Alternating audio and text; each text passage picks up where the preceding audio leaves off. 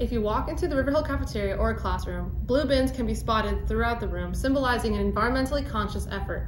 However, upon closer inspection, they aren't filled with plastic and paper, but instead hold a pile of garbage. In September 2020, Howard County stopped recycling in cafeterias. It is now April 2022, and significant misconceptions about the recycling program are spreading around the school. Recycling may not seem that important to students at first, but is very beneficial towards the environment. Not only does recycling protect ecosystems and wildlife, but it also conserves natural resources and saves energy.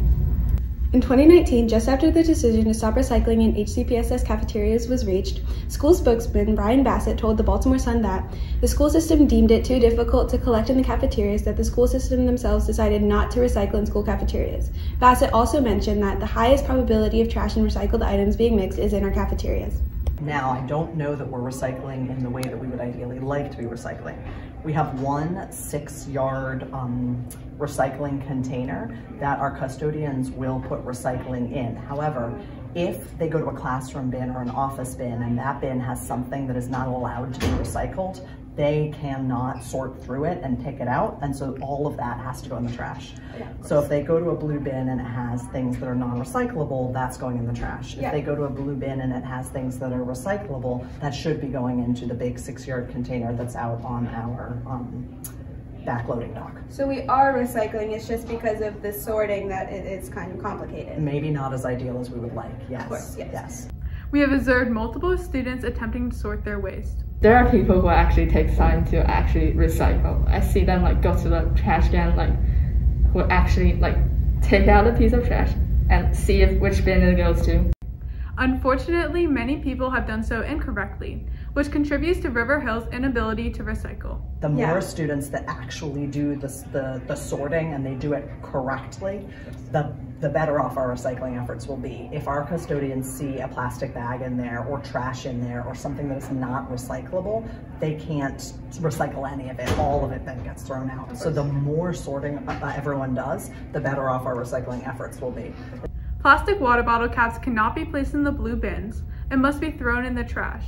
The caps are made of a different kind of plastic that cannot be handled in most programs. It is unclear whether this is due to laziness or failure to properly educate students on how to properly recycle. The cost of recycling drastically increases when items such as plastic bags that are meant to go in the trash are incorrectly placed in recycling bins. These plastic bags can interfere with the conveyor belts in recycling plants, hindering production, which contributes to the decision to stop the recycling program. Other examples of things that are incorrectly recycled include anything that still has food residue in it. HCPSS and the Howard County government's websites have not updated information about the recycling efforts about limitations on recycling. Additionally, blue bins with the recycling sign still remain in the cafeteria, invoking unnecessary confusion. We have seen signs for recycling and composting, but they were behind the trash cans. Do you know if that's just accidental or is that? I believe that is just accidental. Yeah. On top of the concerning problems with our recycling program, compost bins still remain in the cafeteria, but students are unclear on whether or not Riverhill continues to have a composting program. Bins are placed next to the trash and recycling with a compost bag but appear to be empty. This will have to be investigated further by our journalists in the future. Despite Howard County removing its recycling program in cafeterias, the earth remains in the minds of Howard County students. Composting. I mean, we try to do that at home. We actually have a garden at home. We try to do that, but there's maggots in there.